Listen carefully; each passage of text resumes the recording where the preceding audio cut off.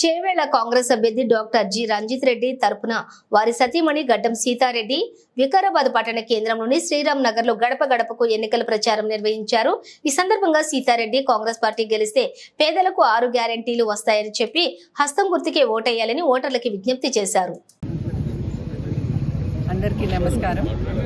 ఈరోజు వికారాబాద్ లో ఈ సాయంకాలం ప్రచారం గడప గడపకి చేస్తున్నాం. నేను గత కొద్ది రోజులుగా ప్రతి కాన్స్టిట్యుయెన్సీలో ఉదయం సాయంత్రం అన్ని ఊర్లలో కానివ్వండి, సిటీలో కానీ గడప గడప ప్రచారం నేను చేస్తున్నా. ఎక్కడికి వెళ్ళినా కూడా ప్రజల్లోంచి మంచి స్పందన నాకు కనపడుతుంది. కాంగ్రెస్ పైన ఉన్న నమ్మకము, మొన్న ఎన్నికల్లో మేము గెలిపించుకున్నాము, మళ్ళీ ఇప్పుడు కూడా గెలిపించుకుంటాము. ఎందుకు వస్తున్నారు, అవసరం లేదు, మేము కాంగ్రెస్కే ఓటేస్తాము అని అందరూ అనడం మంచి.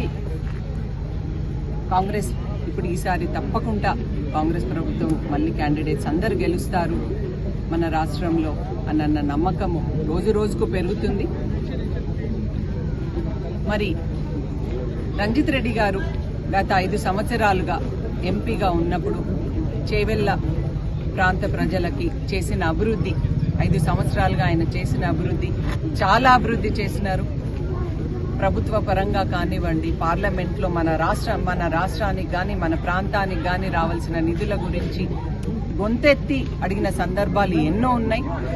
మరి అదే కాకుండా ఆయన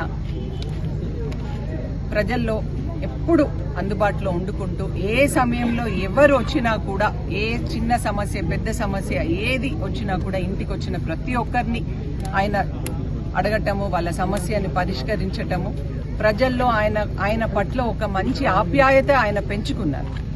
ఆ ఆప్యాయత, మంచితనమే ఈరోజు ఆయనకి పెద్ద కొండంత బలంగా, అది నేను ప్రజల్లోకి వస్తుంటే నాకు అది స్పష్టంగా కనబడుతుంది.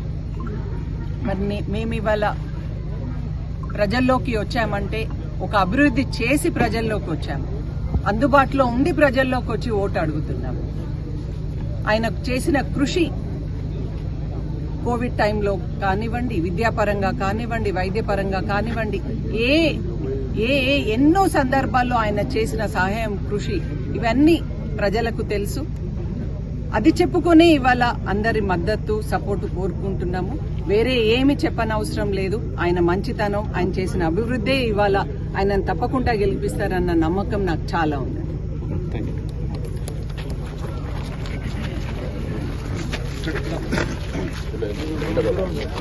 you.